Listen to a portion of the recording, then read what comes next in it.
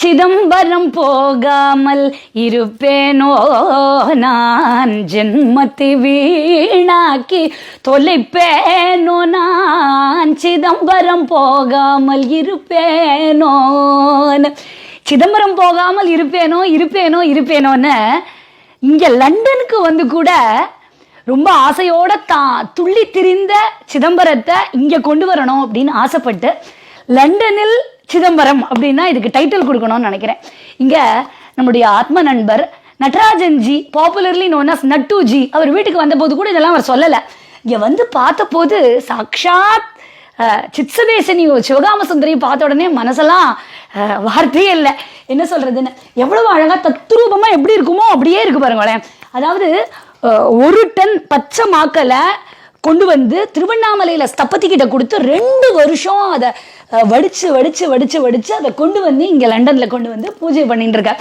ஏன்னா அவர் நடராஜாவை பார்க்காம நான் எப்படி இருப்பேன் அப்படிங்கிறதுக்காக பண்ணியிருக்கார். இங்க பாருங்க, நடராஜர், சிவகாம சுந்தரி, பதஞ்சலி, வியாகிரபாதர், அங்க ஸ்படிகலிங்கம், சந்திரமௌலீஸ்வரர், ரத்னசபாபதி, கல்யாண சுந்தரர், காலபைரவர். இங்கேயும் ரகசியம் இங்க பார்த்தா உங்களுக்கு தெரியும். இந்த ரகசியம் வில்வ மாலை, உருவம், அருவம், அரு உருவம் 3மே அற்புதமா காட்சியளிக்க பஞ்சாட்சர படிக்கட்டு. அதாவது யாழிமுகம்னா யாழிமுகம், தூண்லாம் எப்படி இருக்குமோ தத்ரூபமா இங்க பார்த்தா அங்க இல்லை, அந்த மாதிரி அதே மாதிரி அப்படியே விநாயகர்லேருந்து முருகன்லேருந்து எல்லாம் இருக்க. இங்க அழகா சண்டிகேஸ்வரர் இருக்கார். இங்க சிவகங்கை குளம் இருக்கு. சிவகங்கை குளத்தை பார்த்தாலே அவ்வளவு புண்ணியம் இல்லையா. உச்சி அந்த கோபுரத்தை பாடினார் இல்லையா, காண வேண்டாமோ இரு கண்ணிருக்கும் போதே விண்ணுயிர் கோபுரம் காண வேண்டாமோ. காண வேண்டும்னு கண்டு கொண்டே இருக்கலாம். இங்க சைட்ல பள்ளியும் இருக்கு.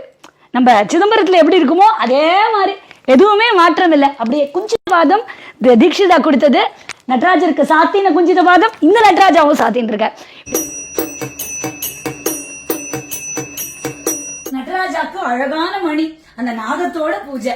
சிதம்பர தேர்ல பவனி வருகிறார் நடராஜர், பவனி வருகிறார்னு ஊஞ்சல் ஆடுறார். இங்க இவ்வளவு பார்த்தா அழகா இருக்கு, இப்படி கண்கொள்ளா காட்சியா இருக்கு. நம்ம எல்லாரும் இந்த பதிவை பார்க்கும்போது நம சிவாய வாழ்க, நாதன் தாழ் வாழ்க, இமை பொழுதும் என் நெஞ்சில் நீங்காதான் தாழ் வாழ்கன்னு பிரார்த்திப்போம்.